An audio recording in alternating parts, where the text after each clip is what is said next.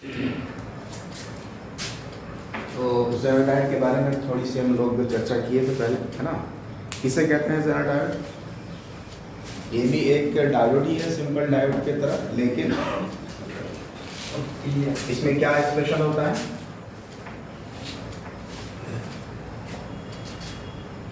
Simple diode से ये कैसे अलग होता है? तो ये जो डायोड होता है ये होता है हाईली डॉप्ड, है कि नहीं है? हाईली डॉप्ड, हाईली डॉप्ड मतलब हाँ, इसमें जो है होल्स और इलेक्ट्रॉन्स की संख्या जो है बहुत ज़्यादा, क्लियर है? तो एक हाईली डॉप्ड डायोड होता है, जिसके वजह से इसका जो डिप्लेशन लेयर होता है पतला होता है। इसको सब पॉइंट्स लिखते जाए, thin depletion layer.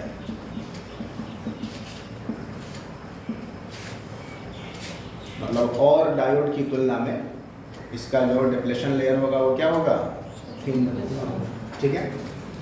Thin depletion layer होने की वजह से इसके डिप्लेशन लेयर के पास जो इलेक्ट्रिक फील्ड बनेगी वो क्या होगी? High electric field, high electric field strength. विद्युत क्षेत्र की जो तीव्रता होगी वो काफी अधिक होगी। देख लीजिए यहाँ पर, हम लोग सिंपली इस तरह से समझने की कोशिश करें। ये है डिप्लेशन लेयर,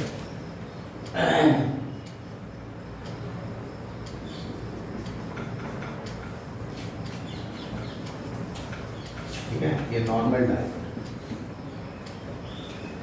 ये हमारा नॉर्मल डायोड। और इसी को जब हाईली डॉप्ड करेंगे, ये पी है, ये एन है, हाईली डॉप्ड जब करेंगे तो इसमें दिखा भी देते थोड़ा हम लोग, ये पी, ये एन, पी मतलब हो गया होल्स, ठीक है, इलेक्ट्रॉन्स, और इसी चीज़ को जब हम लोग हाईली डॉप्ड बनाते हैं तो क्या होता है? तो ये होता है कि depletion layer gets reduced, clear है? ज़ेनाडाइड के केस में, और नंबर ऑफ होल्स ज़्यादा होगा, हाईली कॉन्सेंट्रेटेड, क्लियर है? उसी तरह से यहाँ भी नंबर ऑफ इलेक्ट्रॉन्स ज़्यादा करके दिखा दिए थे उसकी तुलना में, क्लियर है? ये डिप्लेशन लेयर है।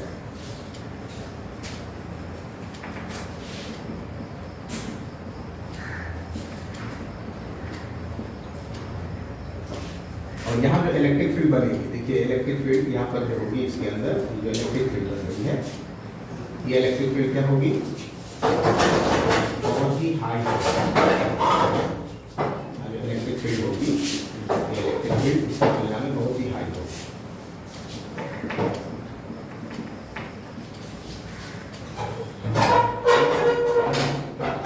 हाई इलेक्ट्रिक फील्ड होने की वजह से, हाई इलेक्ट्रिक फील्ड होने की वजह से क्या होता है कि इसके अंदर जो सहसंयोजी बंधन बने हुए कोवैलेंट बॉन्ड्स है ना, वो क्या होने लगते हैं?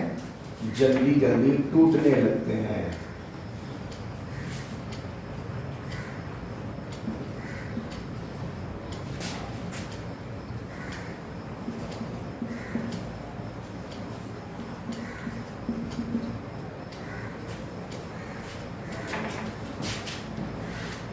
और इससे क्या होता है? इलेक्ट्रॉन्स गेट फ्री, ठीक है ना, इन लार्ज अमाउंट।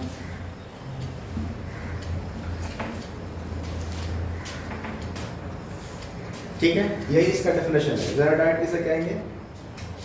ऐसा डायोड जो हाईली डॉप्ड होता है, जिसकी वजह से डिप्लेशन लेयर की चौड़ाई कम हो जाती है, बहुत ही उच्च विद्युतीय क्षेत्र वहां पर स्थापित होता है, और उसकी वजह से कोवैलेंट बॉन्ड्स जल्दी जल्दी टूटने लगते हैं और इलेक्ट्रॉन्स फ्री हो जाते हैं और करंट मैक्सिमम हो जाता है। समझ में आ रही बात? है ना?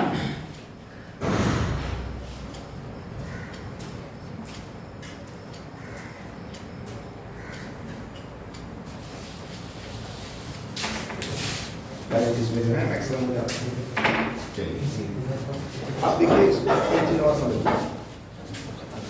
हम लोगों ने इलेक्ट्रिक फील्ड का फॉर्मूला पढ़ा था यहाँ पर, dV/dr। ये पोटेंशियल ग्रेडियंट विद्युतीय क्षेत्र बराबर क्या होता है? dV/dr होता है। विद्युतीय क्षेत्र बराबर क्या होता है? dV/dr। जाहिर सी बात है जितना ये कम होगा इलेक्ट्रिक फील्ड उतना अधिक होगा। आर ये एक तरह से ये आर ही तो है, डिस्टेंस है कि नहीं है? आ रही बात समझ में? अरे भाई ये डायोड हम लोग पढ़े ना पीछे, ये जो डिप्लेशन लेयर बनता है कैसे बनता है मालूम है? डिफ्यूजन की वजह से बनता है ना? ये पॉजिटिव क्षेत्र है, यहाँ पर इलेक्ट्रॉन्स का यहाँ इस तरह से यहाँ पर पॉजिटिव एरिया, यहाँ पर नेगेटिव एरिया, ठीक है ना? बीच में क्या? Neutral area. एक पोटेंशियल डिफरेंस यहाँ पर क्रिएट होता है। उस पोटेंशियल डिफरेंस का नाम क्या है? बैरियर पोटेंशियल नहीं है, बैरियर पोटेंशियल है। क्लियर है? तो यहाँ पर अब यहाँ पोटेंशियल डिफरेंस का मतलब क्या होगा? इलेक्ट्रिक फील्ड यहाँ पर आ गया dV/dr। आई बात समझ में? अब ये जो डायोड है, ये डायोड फॉरवर्ड में तो काम करता ही है नॉर्मल डायोड की तरह से। जैसे नॉर्मल डायोड फॉरवर्ड में काम करता है वैसे ये भी क्या करेगा? फॉरवर्ड में वर्क करेगा एज वेल एज अब ये रिवर्स में भी काम करेगा। दोनों में एक्ट करता है।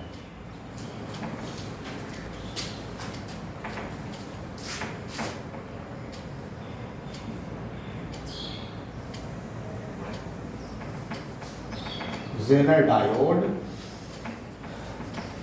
acts in reverse, in forward bias as well as reverse bias। जबकि सिंपल डायोड का केस क्या था?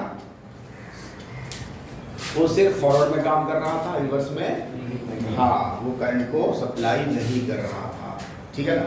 इसको इस तरह से बनाया गया कि डायोड जो है वो डैमेज नहीं होगा मैक्सिमम करंट बहने के बावजूद। क्लियर है?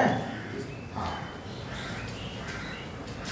और इसी प्रॉपर्टी के कारण इसको यूज किया जाता है वोल्टेज रेगुलेटर के रूप में। वोल्टेज रेगुलेटर के रूप में कैसे यूज करते हैं ऐसे इसको देख लिया है।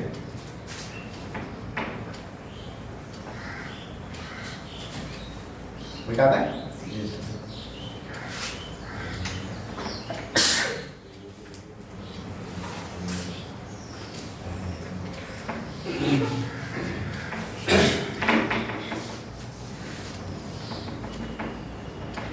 Zener diode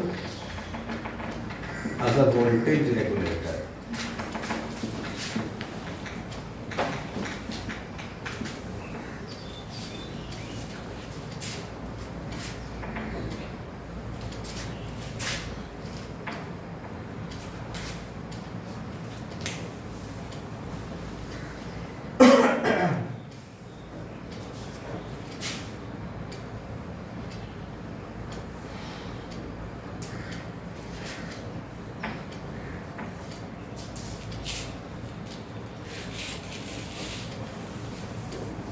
अच्छा थोड़ा सा इससे पहले कुछ एक कैरेक्टरिस्टिक्स भी देखिए। ये तो ठीक है फॉरवर्ड बायस में है ना? ये है फॉरवर्ड बायस। और रिवर्स बायस में क्या होता है? करंट जो है काफ़ी देर तक क्या रहता है? बहुत ही कम रहता है कि नहीं? रिवर्स करंट, ये करंट, इधर करंट, इधर वोल्टेज, ये हो गया रिवर्स करंट इस तरह। और ये नेगेटिव वोल्टेज है ना? Negative voltage. तो रिवर्स बायस में इस तरफ जब नेगेटिव वोल्टेज बढ़ाते हैं तो करंट की वैल्यू क्या होती है, बढ़ती नहीं है ना, और फिर अचानक से क्या हो जाता है, मैक्सिमम हो जाता है, कुछ इस तरह से, है ना। समझ में आ रही बात। और इस पॉइंट को जहां पर करंट मैक्सिमम होता है उस वोल्टेज का क्या नाम है, इस वोल्टेज को क्या बोलते हैं, breakdown voltage. Breakdown या नी वोल्टेज भी कह सकते हैं, ब्रेक डाउन वोल्टेज, ठीक है ना। और ये चीज क्या हो जाएगा, जेनर वोल्टेज। समझ में आ रहा है, जेनर वोल्टेज, ठीक है, जहां पर करंट क्या हो जाए,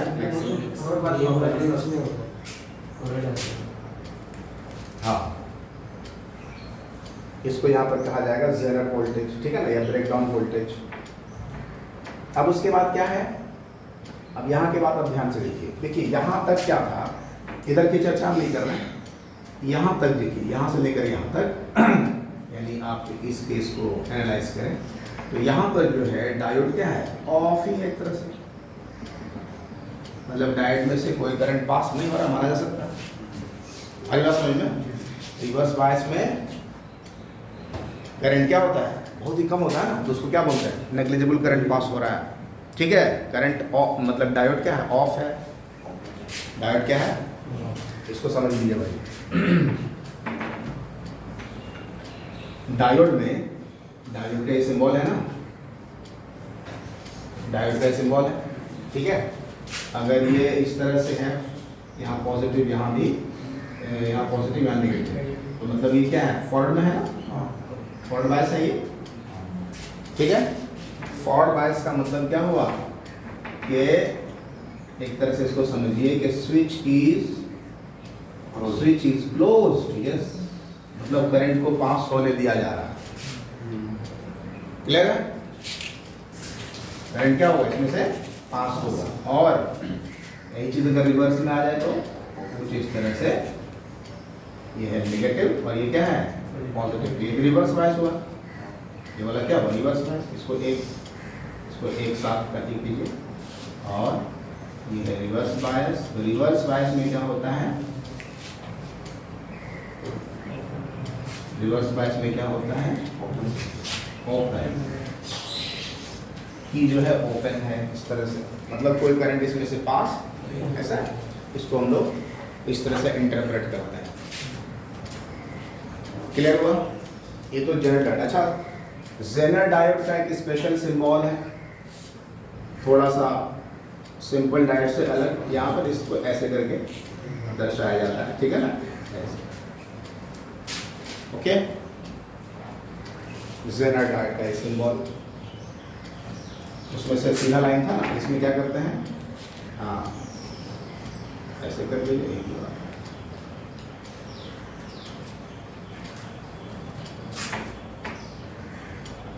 ताकि दोनों को आप पहचान सके सर्किट में, ये है जेनर डायोड और वो क्या है, सिंपल डायोड।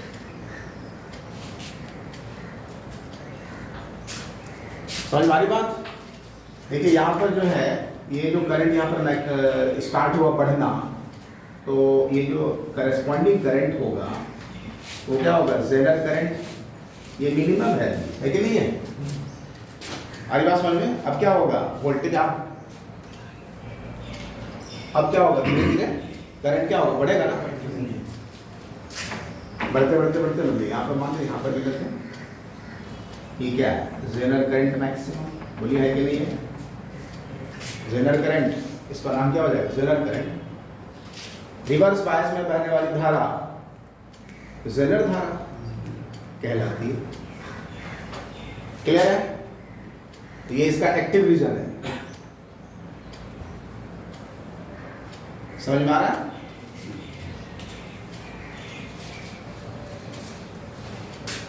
जेनर वोल्टेज को डिनोट करते हैं किससे, VZ से,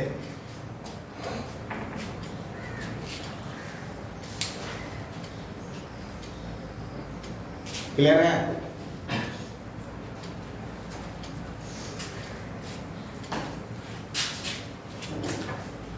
एक चीज और, एक पॉइंट और,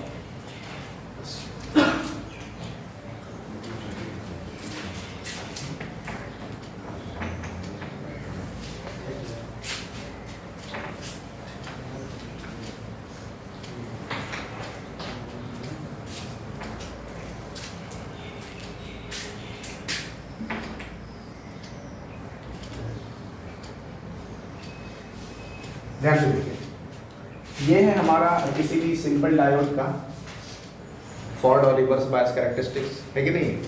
और जेनर डायोड का कैरेक्टरिस्टिक्स क्या होता है, उसमें जो ब्रेकडाउन रीजन मिलता है ना, वो इसके तुलना में पहले मिलता है। समझ में आ रहा है? ये है रीजन। किसी भी नॉर्मल डायोड की तुलना में इसमें जो क्या कहते हैं कि ब्रेकडाउन वोल्टेज मिलता है, वो क्या होता है, पहले। समझ में आ रहा है कि नहीं आ रहा? ठीक है, इसको याद रखें।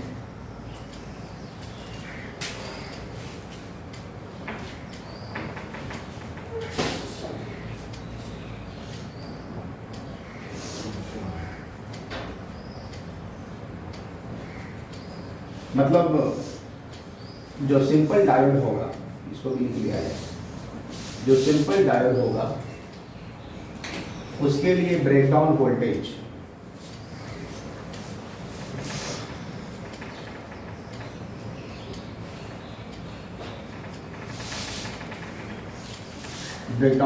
क्या होगा, greater than 6 volt. Simple diode के लिए ब्रेकडाउन वोल्टेज क्या है, ग्रेटर देन 6 वोल्ट। और जेनर डायोड के लिए,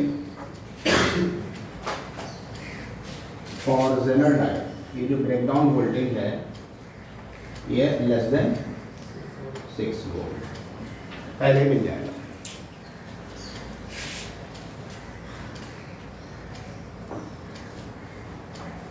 क्लियर है? अच्छा, आप देखिए यहाँ पर इसको वोल्टेज रेगुलेटर के रूप में क्यों यूज़ किया जाता है, तो इसका बेसिक सबसे बड़ी प्रॉपर्टी देखिए यहाँ पर क्या है कि जब ये रिवर्स बायस में होता है तो उस केस में करंट यहाँ पर देखिए, यहाँ से लेकर यहाँ तक आप ध्यान से देखें, आइजर जहाँ पर मैक्सिमम हुआ उसके लिए करस्पॉन्डिंग वोल्टेज यहाँ पर है कि नहीं है? अरे है कि नहीं? और ये जो है, ये जहाँ पर करंट मैक्सिमम होना शुरू हुआ वो उसके लिए करस्पॉन्डिंग वोल्टेज यहाँ पर है कि नहीं है, जिसको हम लोग ब्रेकडाउन वोल्टेज बोल रहे हैं। मेरी बात समझ पा रहे हैं? तो करंट के इतने ज़्यादा वेरिएशन के लिए भी वोल्टेज का जो वेरिएशन है बहुत ही कम है, ऑलमोस्ट। हालांकि ये पूरा का पूरा स्ट्रेट लाइन नहीं होता है, समझ पा रहे हैं ना। अगर ये पूरा स्ट्रेट लाइन होता तो क्या हो जाता, मतलब एक ही वोल्टेज पर करंट जो है आप कितना ही पास कराएं, वोल्टेज वही का वही रहेगा, ये ना बोल रहा है। थोड़ी देर सोच के देखिए, वोल्टेज में कोई खास परिवर्तन नहीं हो रहा है, जबकि करंट में बहुत परिवर्तन हो रहा है। अरे बात समझ में? तो ये इसकी एक बहुत ही स्पेशल प्रॉपर्टी है जिसके चलते यूज करते हैं इसको, वोल्टेज, कांस्टेंट वोल्टेज प्राप्त करने के लिए, आउटपुट में एक नियत वोल्टेज प्राप्त करने के लिए हम लोग इस जेनर डायोड को यूज करते हैं। तो उसका जो सर्किट होता है उसको थोड़ा देख लिया जाए।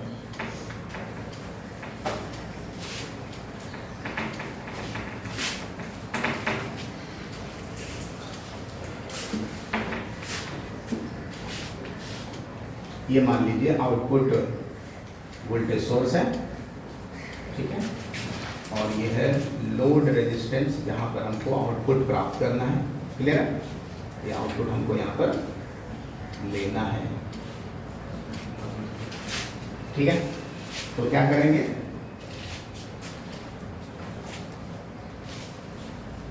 ध्यान से अभी बनाना नहीं फिगर। मान लीजिए यहाँ से करंट जाएगा, ठीक है ना, तो फ्लक्चुएटिंग करंट होगा, तो यहाँ पे वोल्टेज अनस्टेबल होगा, कांस्टेंट तो होगा नहीं, है ना। अब उसको कांस्टेंट बनाने का तरीका क्या है, इसके ठीक पैरेलल में क्या लगा देते हैं, जेनर डायोड। ये क्या है, जेनर डायोड, इसके पैरेलल में लगा दिया, ठीक है। और यहाँ पर एक regulating resistance, current regulating resistance, current को कंट्रोल करने के लिए यहाँ पर क्या लगा दिया, प्रतिरोध। आई बात समझ में? अब यहाँ पे ये वोल्टेज, ये इनपुट वोल्टेज जो आप सप्लाई करेंगे, ठीक है, ये वेरिएबल होगा। अब यहाँ से एक करंट जा रहा है, तो इन दोनों बिंदुओं के बीच, इसमें तो स्पेशल टाइप का डायोड हमने लगा दिया है कि नहीं है। अब क्या होगा, इन दोनों बिंदुओं के बीच का जो पोटेंशियल डिफरेंस रहेगा वो ऑलमोस्ट क्या रहेगा, कांस्टेंट, चाहे कितना ही करंट पास होता रहे, कम ज़्यादा, ठीक है ना। तब भी ये क्या करेगा, एक नियत वोल्टेज सप्लाई करेगा। तो यहाँ से यहाँ तक का पोटेंशियल डिफरेंस जो होगा, जिसको हम लोग क्या बोलते हैं, जेनर, जो भी वोल्टेज रहेगा इसका यहाँ से यहाँ तक, ठीक है ना, वो वोल्टेज इसके अक्रॉस भी वही रहेगा, पैरेलल में है ना। अरे बात समझ में। तो आउटपुट के पास जो वोल्टेज आने वाला है वो कैसा आएगा, कांस्टेंट। क्लियर है। इसमें हम लोग कुछ न्यूमेरिकल्स करेंगे तो और ज़्यादा क्लियर होगा। क्या आगे बढ़े?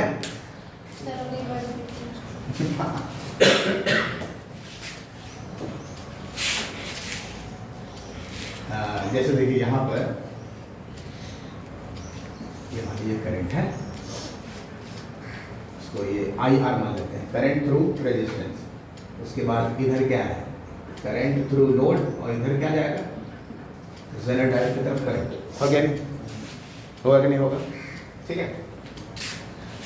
अब ये जो वोल्टेज है, वोल्टेज मतलब वी ओ आउटपुट वोल्टेज, इसको क्या होना होगा, I L into R L, है कि नहीं। मान लीजिए 20 वोल्ट, सॉल्व करने के बाद कितना आया, 20 वोल्ट सपोज कर, ठीक है।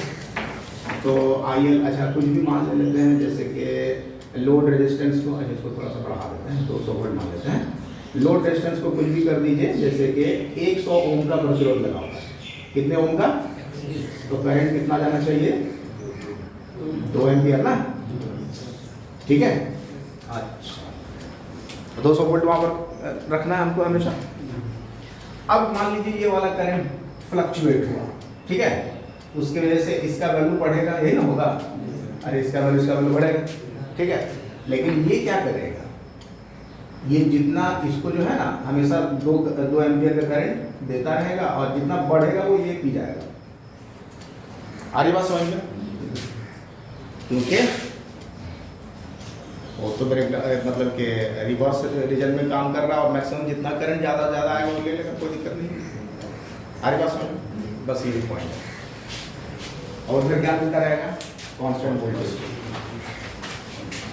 मिटाएं, स्पीकर को उतारिए, इसको मिटा देते हैं।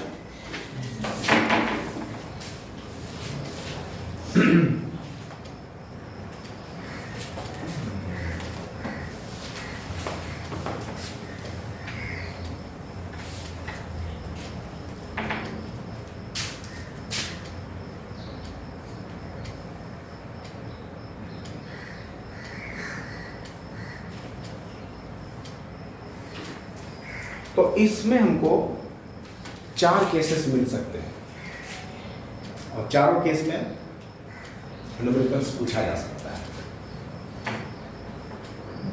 मतलब का सर्किट का जो अरेंजमेंट है,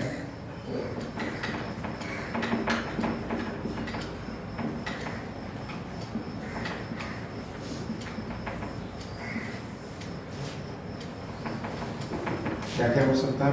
केस 1, केस 1 इसको हम लोग ऐसा करें, वी ओ वी एल लिख देते हैं, लोड वोल्टेज, कोई दिक्कत नहीं है, लोड वोल्टेज।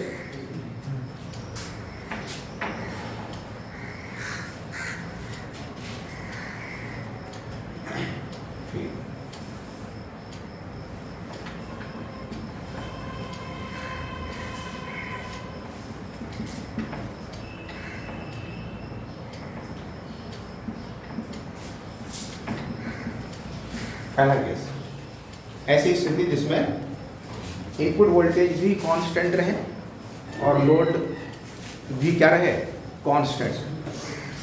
पहली स्थिति, ठीक है ना, इसको पढ़ना है, यहां से भी आपके नंबर पूछा जाएगा। दूसरी स्थिति,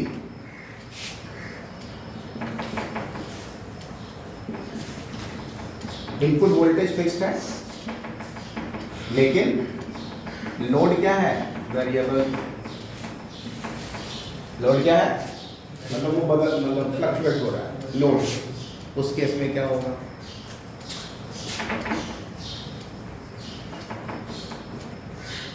तीसरा,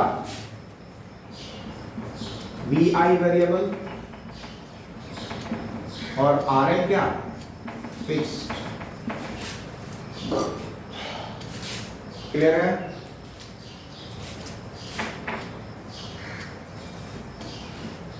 चौथा केस क्या पढ़ेंगे? ये आई भी वेरिएबल और आर एल भी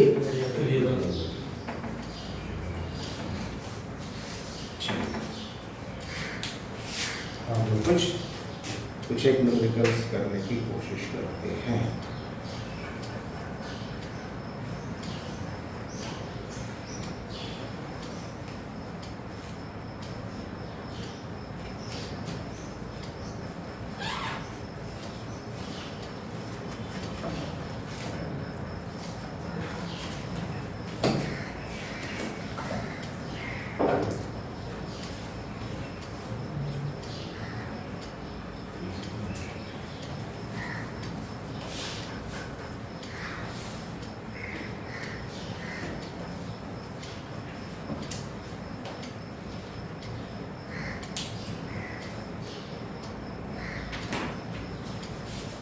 क्वेश्चन कैसा रहेगा वो देखिए, है ना बेटा। इसको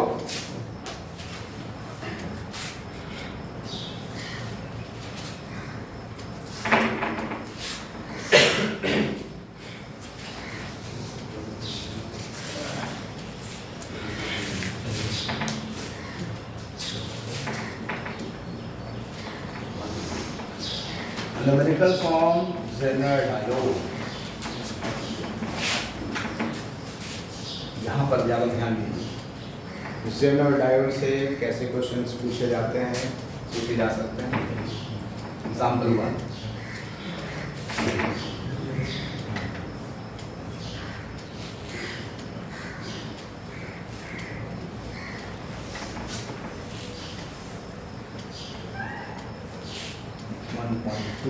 किलो ओम,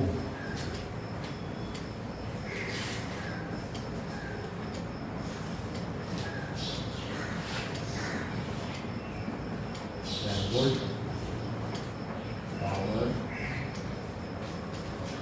Zn 30 मिली वाट, ये है Vz बराबर 10 वोल्ट। यहाँ पर जो रेजिस्टेंस है 1 किलो ओम का, इनपुट सप्लाई 60 वोल्ट। क्लियर है? ये सर्किट है। आप क्वेश्चन आपसे पूछ रहा है फाइंड दी फॉलोइंग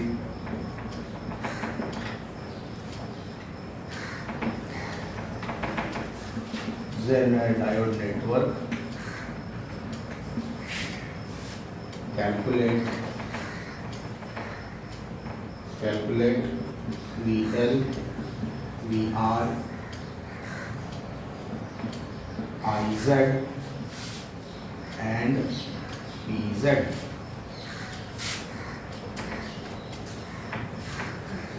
ये PZN क्या चीज है और ये VZ क्या दिया हुआ है? सॉल्यूशन में समझिए क्या चीज दी है यहाँ पर। VZ 10 वोल्ट मतलब क्या? जेनर वोल्टेज का वहां से स्टार्ट होगा वर्किंग इसका, इसके पहले तक अगर आप वोल्टेज दे रहे हैं तो वो काम ही नहीं कर रहे। आ रही बात समझ में? तो VZ क्या है? Jenner voltage. अच्छा, PZN क्या चीज है? PZN क्या? This is the maximum power, हाँ, that can be acquired by the Zener diode। लिख लीजिए ये क्या चीज है? मैक्सिमम पावर डिसिपेशन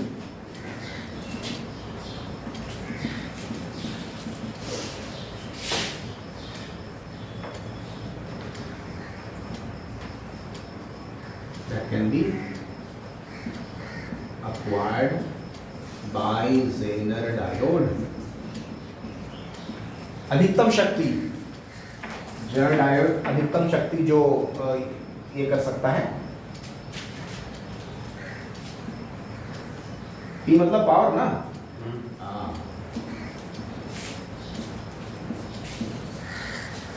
जिसको होल्ड कर सकता है वो अधिकतम शक्ति, इससे ज्यादा नहीं। आई बात समझ में? रेंज दिया हुआ है PZN अब आपको निकालना क्या है, आपसे पूछा है VL। VL क्या चीज है भाई, ये वाला वोल्टेज अक्रॉस आउटपुट लोड। ये एक्चुअली क्या है, दिस इज RL ना, RL बराबर दिया हुआ है, RL बराबर कितना 1.2 किलो ओम या 1200 ओम, कोई दिक्कत नहीं है, किलो मतलब 1000 से गुना करना है। और ये क्या है, ये एक्चुअली है resistance R, internal resistance R, ये लोड रेजिस्टेंस है। R बराबर क्या हो गया 1 किलो ओम, यानी कि 1000 ओम, ये गिवन है। और क्या है, ये इनपुट वोल्टेज है, इसको VI से सूचित करते हैं, इसको हम लोग लिखेंगे 16 वोल्ट। ये इनपुट रेजिस्टेंस भी दे सकते हैं RI, इनपुट सर्किट के अलोंग है ये। इतनी से बात क्लियर है। क्या क्या निकालना आपको, निकालना क्या क्या चीज है, VL निकालना है, इसके अक्रॉस जो VL है वो क्या होगा, लोड रेजिस्टेंस के अक्रॉस वोल्टेज। क्लियर है। और क्या पूछा है, VR, यहाँ जो रेजिस्टेंस है ये कितना वोल्टेज ड्रॉप करा रहा है, समझ पा रहा है ना कि नहीं। हर प्रतिरोध यहाँ पर है ना, तो ये प्रतिरोध कितना मतलब इसके अक्रॉस कितना पोटेंशियल डिफरेंस है, उस प्रतिरोध के अक्रॉस कितना विभवांतर है वो निकालना है। VR मतलब वही है, ठीक है, इस R के अलोंग, इसको R से हमेशा रिप्रेजेंट करते हैं। क्लियर है। तो इसके अक्रॉस जो वोल्टेज डिफरेंस होगा उसको क्या किससे सूचित करेंगे, VR से। समझ आ रहा है। तो क्या फाइंड करना है भाई, VR फाइंड करना है, 2 हो गया। और क्या IZ मतलब जेनोडायोड से जाने वाली धारा, इसमें से जाने वाली धारा IZ निकालना हमको। और क्या PZ, जेनोडायोड का पावर कितना है, इस टाइम में पावर कितना है, तो मैक्सिमम पावर दिया हुआ है गिवन है क्वेश्चन में, लेकिन अभी इसका कितना पावर डिसिपेट कर रहा है, समझ में आया क्या। हाँ, तो इसको सॉल्व करने के लिए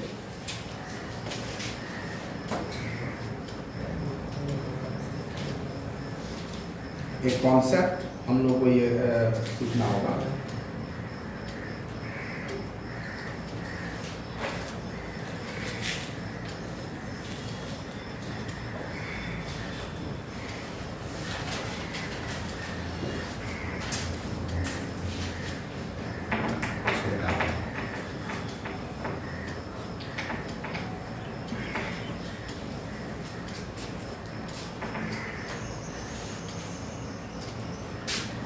ये जो डायोड है ना, इस डायोड के अलोंग इसको ओपन कर दीजिए, इसको ओपन कर दें। देखिए एक साइंटिस्ट है जिनका नाम है हेनविल, ठीक है ना, तो उन्होंने एक कॉन्सेप्ट दिया है कि यहाँ पर पहले क्या करें, इसको ओपन बना दें, इसी सर्किट को ओपन कर दीजिए।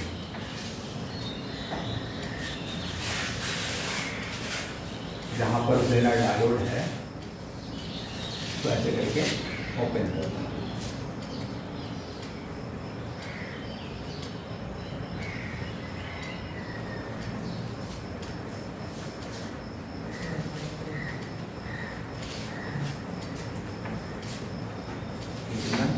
है ना, ओके। देखिए ये जो पोटेंशियल यहाँ पर जो ओपन किए हुए हैं, यहाँ पर जो विभवांतर होगा ना, इस विभवांतर को हम लोग नाम देते हैं थेवेनिन वोल्टेज, ठीक है। इसको पहले कैलकुलेट कर लीजिए, इसको कैलकुलेट करेंगे और कैलकुलेट करने के बाद ये पता लगाएंगे यहाँ पर जो है जितना वोल्टेज डायोड को ज़रूरत है, ठीक है ना। पहले वोल्टेज मतलब कि डायोड जो है, जेनर डायोड आपका एक्टिव है या नहीं है, पहले उससे पता लगाना है आपको। एक्टिव कब होगा, अगर इस थेवेनिन वोल्टेज का मान, ध्यान से सुनिए, अगर थेवेनिन वोल्टेज का मान ग्रेटर देन जेनर वोल्टेज है, एक्टिव। समझ में आ रहा है कि नहीं आ रहा। अगर थेवेनिन वोल्टेज का मान लेस देन जेनर डायोड है तो नॉट एक्टिव। इसको उतार लीजिए और ये हर केसेस में आपको इसको करना है।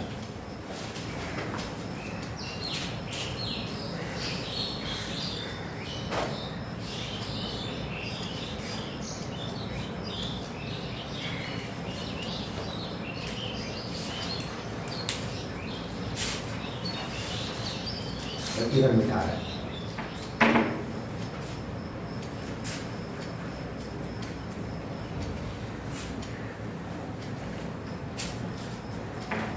निकालिए एंगल वोल्टेज का मान क्या होगा यहाँ से, अगर निकालना चाहें तो कैसे निकालेंगे?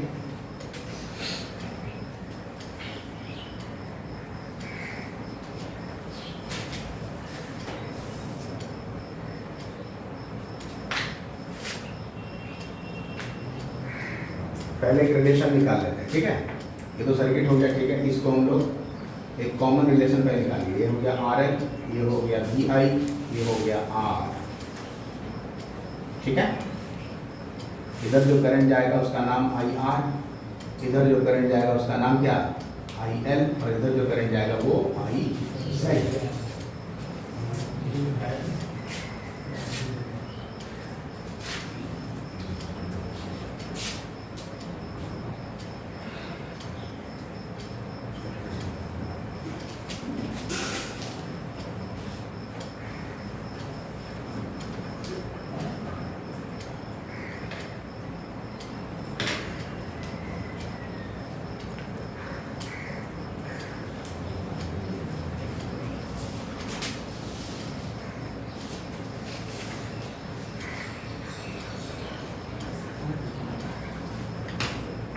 इस केस में ध्यान से देखिए, इस पॉइंट पर अगर हम जंक्शन रूल लगाएं तो क्या हो जाएगा? इस पॉइंट पर ये नाम देते हैं, इस पॉइंट पर जंक्शन रूल लगाएंगे, क्या हो जाएगा? IR बराबर IZ प्लस IL होगा कि नहीं होगा? IZ प्लस IL बराबर IR, लेकिन IZ तो जीरो है, यहाँ सर्किट ओपन है ना, सर्किट क्या है? ओपन है, तो इसलिए IR बराबर क्या हो गया? IL। यहाँ इस केस में हो गया कि नहीं हुआ? उसके बाद देखिए,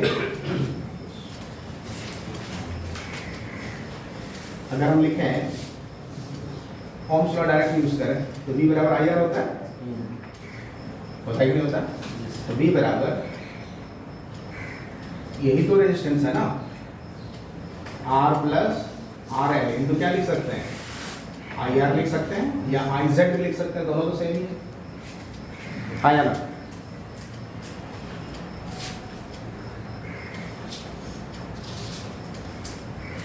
भाई ये तो सिंपल सर्किट इस तरह से नहीं है।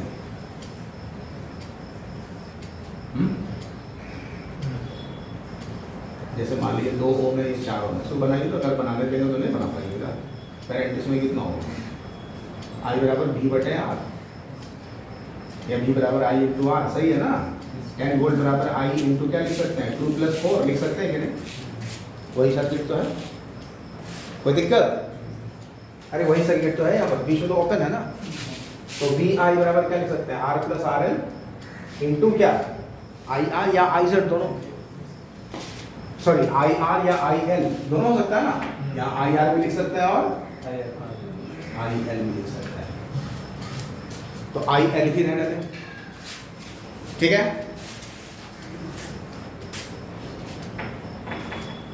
फिर देखिए आगे, इसके अक्रॉस जो पोटेंशियल होगा वो थेवेनिन वोल्टेज के इक्वल होगा कि नहीं होगा? सोच के देखो, पैरेलल में है ना,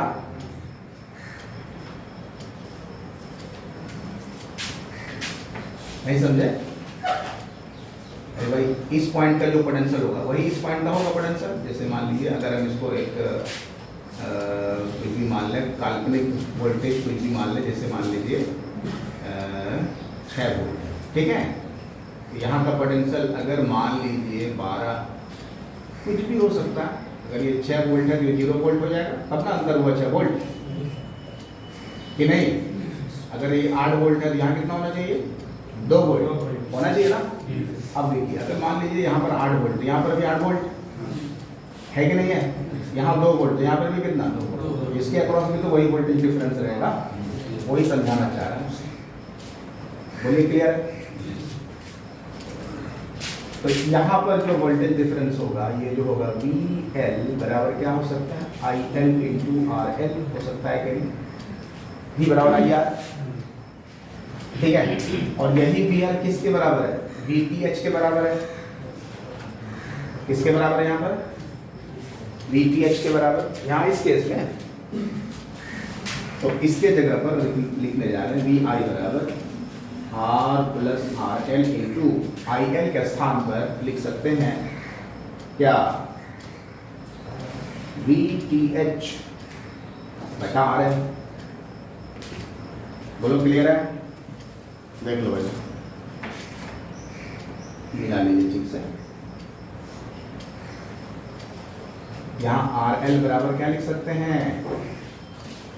we T H by I L लिख सकते हैं कि नहीं? कोई दिक्कत तो नहीं है? समझ पा रहे हैं सब लोग या नहीं समझ पा रहे? अरे ये जो वोल्टेज है we T H Thevenin voltage, ये इसके अक्रॉस तो नहीं होगा अभी। यहाँ पर वोल्टेज ड्रॉप कितना है? ओम्स लॉ वी बराबर आई आर। आई कितना है इसमें? आई एल है ना, I L into R L बराबर क्या हो गया? वी एल, या वी एल कोई क्या लिखेंगे? We T H. तो आर एल बराबर क्या हो जाएगा? वी टी एच बटे आई नहीं हो जाएगा? तो यहाँ पर पुट कर दिए तो थेवेनिन वोल्टेज कितना हो जाएगा?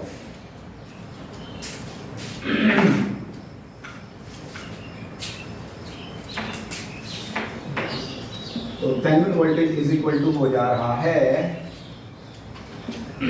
आर एल बटे R plus R L into V आई।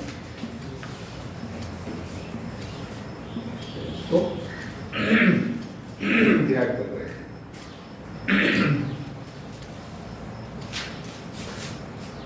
अब हम लोग सबसे पहले क्या करेंगे? इसको सॉल्व करने के लिए चेक करेंगे कि जो दिया गया डायोड है एक्टिव पोजीशन में है भी कि नहीं। एक्टिव पोजीशन में होने के लिए क्या कंडीशन है भाई? थेवेनिन वोल्टेज का मान क्या होना चाहिए? ज़ेनर वोल्टेज से ज्यादा होना चाहिए। चलो चेक करते। नाउ वी टी एच बराबर आर एल कितना है? 1200। और यहाँ कितना हो जाएगा? 1.2 प्लस कितना हो गया? 2200 ना, कोई दिक्कत तो नहीं है। इंटू 16 0 0 0 0 0 कटा 2 6 12 तो 11 16 गुना 6 96 बटा 11। सॉल्व करें जल्दी से। 16 6 96 ना, सही है? तो कैलकुलेशन गड़बड़ तो नहीं है? 0 0 कैंसिल 2 6 12 तो 11। ठीक है, बताइए कितना आया जल्दी से। है ना 8.7 वोल्ट। क्या समझ में आ रहा है? एक्टिव नहीं है। हरी बात समझ में? क्या देख रहे हैं कि ये थेवेनिन वोल्टेज है, वो तो जनरल वोल्टेज से कम है। कहाँ जनरल वोल्टेज? 10 वोल्ट। क्लियर हुआ? इसका मतलब क्या हुआ? इसका सीधा मतलब हो गया कि आई जेड बराबर 0, कोई करंट इसमें से पास ऑफ है ना। ये तो that is Zener diode is off mode में है। ये बोलिए क्लियर हो रहा है? ये ऑन भी हो सकता है, अगर इसका मान मान लीजिए 12 वोल्ट रहता तब ऑन हो जाता है। देखेंगे न्यूमेरिकल आगे, पहले इसको कर लें। मिटा दें इधर मिटा दें।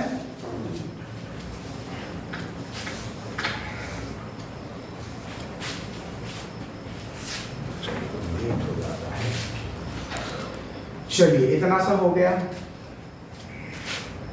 ये तो सीधे बता रहा है कि आई जेड 0 है ना। आंसर हो गया। एक्चुअल का मान निकल गया, आई जेड का मान निकला कि नहीं निकला? अच्छा आई जेड 0 तो पी जेड कितना? वो भी 0। पी बराबर क्या होता है? v इंटू आई तो होता है, तो आई तो 0 है वहां। दोनों आंसर हो गया। वी एल कितना हो जाएगा बताओ जल्दी से भाई। वी एल बराबर क्या होता है? I L into R L.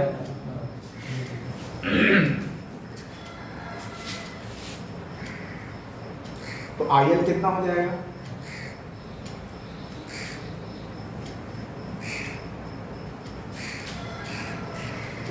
इसको सिंपल इसमें कोई काम है नहीं। आई एल बराबर जो है तुम्हारा जाकर के आई आर दोनों सेम ही है, नहीं है बीच में तो कोई तो ऑफ है ना यहाँ, इसको यहाँ काट भी देंगे तो कोई दिक्कत वाली बात नहीं है। ऑफ रीजन है, करंट इसमें से पास नहीं होगा, तो इसी में पास होगा ऐसे करके। समझ आ रहा है? समझ आ रहा है? तो कितना हो जाएगा करंट? करंट कितना हो जाएगा?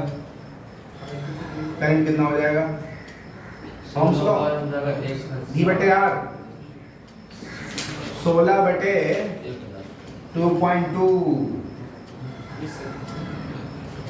गुना 1000 होगा इंटू 1200।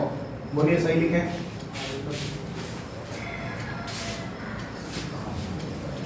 ये सर्किट में दो रेजिस्टेंस है हमारे पास।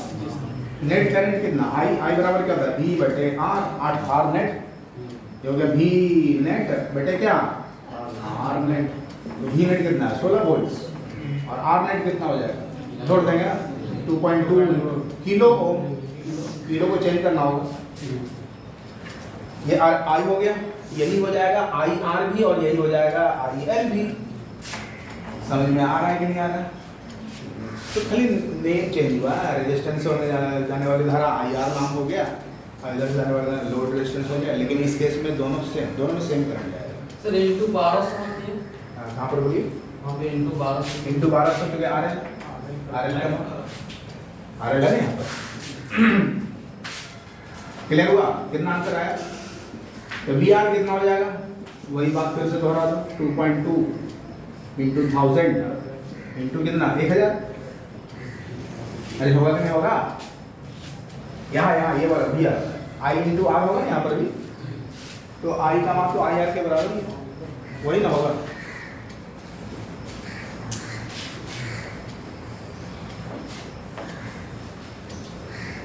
अरे हाँ कि ना? सर 2.2 उसका है 2.2 कहाँ से आया? पूरे सर्किट का आर नेट कितना होगा? Total resistance R plus R N 1 kilo ohm plus 2.2 kilo ohm. ये चीज तो लिख रहे हैं। अब क्लियर है? और कोई डाउट है किसी को? और कोई डाउट तो नहीं? इसको सॉल्व करें, कितना आ गया? 1200, ये तो यहाँ 0 आ गया, ये 0 भी इससे कट गया, तो 11 2 6 12, तो 16 गुना 6 बटे 11 सॉल्व करोगे कितना है? यहाँ पर सॉल्व करेंगे, ये 3 0 कट गया, 160, हाँ 2 8 16 बटे 11।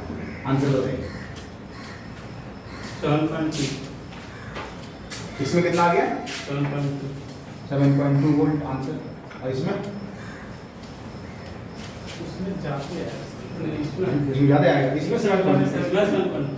अच्छा उसमें 8.7 लगभग, ठीक है।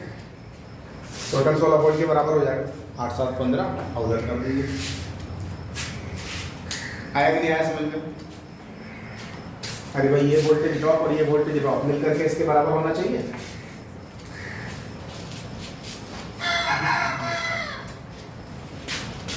आठ 7 15 और 7 2 9 हो गया ना 16 वोल्ट लगभग हो ही जाएगा वो।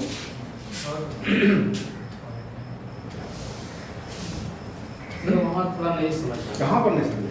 जैसे आई इक्वल टू होता है ना V बटे R, हाँ तो V आई मतलब आई नेट निकालें, तब 16 बटे 2.2 इंटू 1000 हुआ, लेकिन फिर 1200 गुना क्या कर दिया? अरे ये तो आई पहले तो निकालना पड़ेगा। एक्चुअली हम एक दो स्टेप इसमें छोड़ दिए, पहले आई ही निकालेंगे।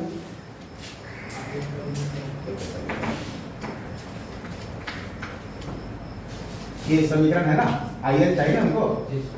देखिए आई एल जो है ये क्या हो जाएगा? ये तो आई आर के बराबर होगा, है कि नहीं है? और यही तो हमारा आई है, मान लो तो पूरे सर्किट में बहने वाली धारा आई नहीं है, तो आई बराबर क्या होता है? आई बराबर क्या होता है? कुल विभवांतर बटे कुल प्रतिरोध होता है कि नहीं होता है? कुल विभवांतर बटे,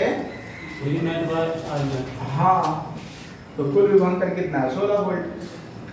कुल प्रतिरोध कितना हो जाएगा? 1000 ओम प्लस 1200 ओम, तो 16 बटे 2200 ओम। ये क्या निकल गया? इतना एम्पियर।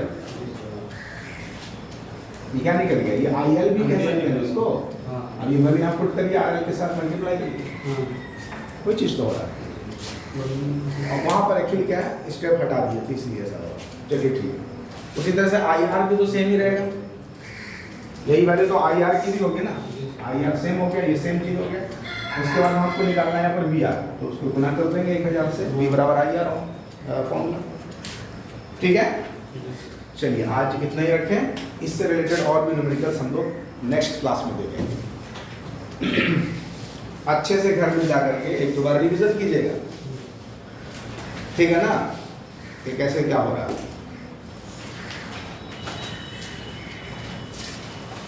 मेरे क्वेश्चन छूट जाएगा। चलिए ठीक है।